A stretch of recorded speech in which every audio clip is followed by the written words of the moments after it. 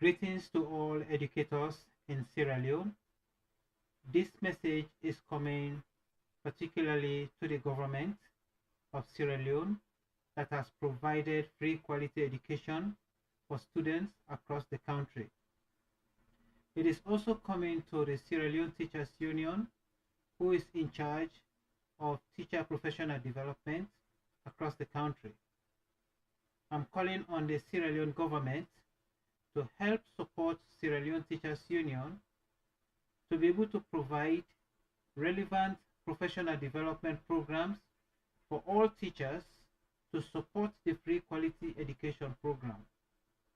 My name is David Bongbo, and I am bringing this message to you from Canada. I have a very short presentation to do here, and I would like to ask you all to kindly pay attention, listen, and see what you can get out of it. It is not an exhaustive program or presentation. It is just key things that I'm paying attention to. There is going to be an expanded form of this presentation coming later on. But for now, let us just pay attention to what I have for you in a very few slides. Professional development, in the sense, what is professional development? I am assuming that most of us know what professional development is, but for the purpose of this presentation, we want to look at professional development as that program that provides a continuous in-service learning and training facilities for teachers.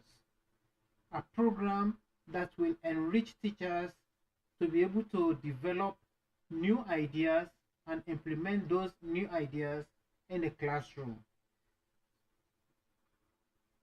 Why is it important?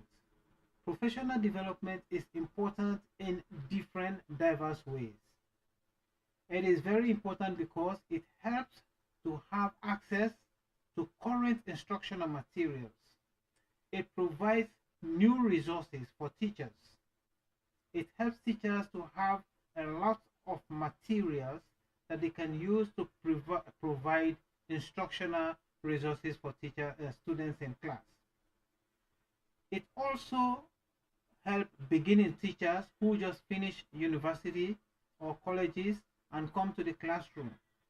In that case, beginning teachers will be able to have mentors among veteran teachers who will help to provide new guide for them.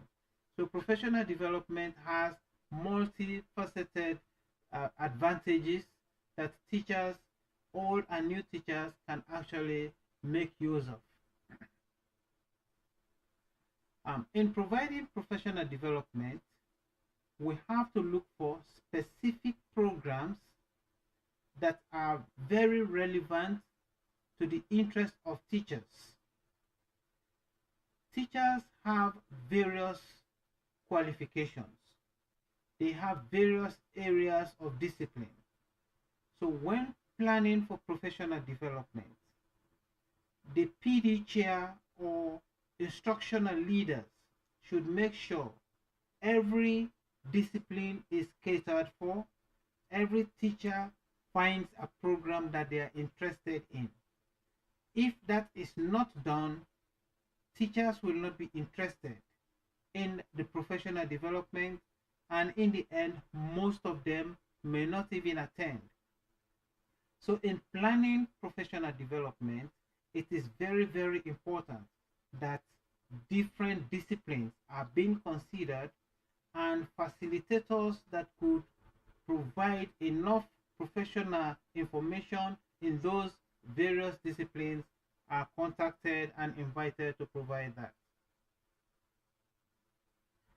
Also, in providing professional development for teachers, it is very, very important for instructional leaders and professional educators to take into account the interest of teachers, like I said in the previous slide. In this particular case, we want teachers to invest their own time in the planning process. If teachers participate in the planning process, then they own the program, then they become interested to participate.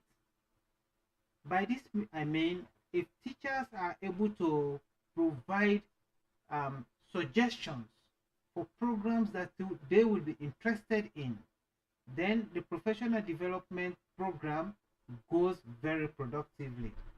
But if you end up providing programs that teachers are not very interested in, then they will not attend those professional developments.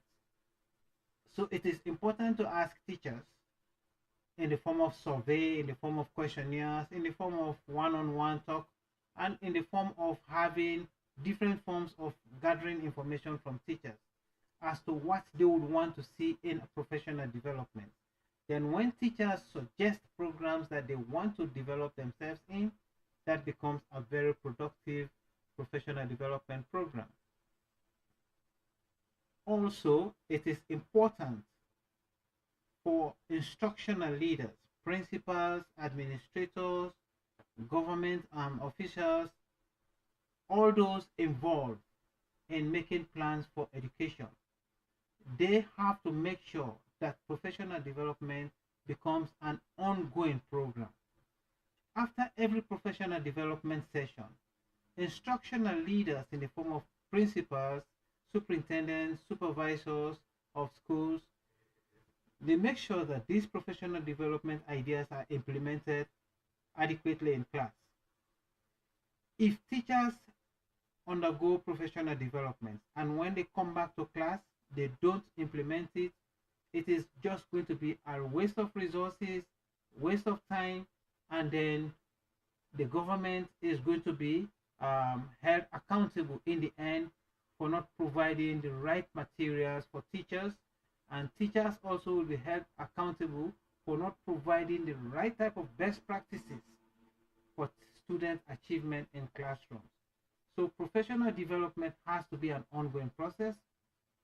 It should be year in and year out. And for every professional development, there should be an implementation program that is monitored by instructional leaders in every school. Instructional leaders should not just sit in the offices.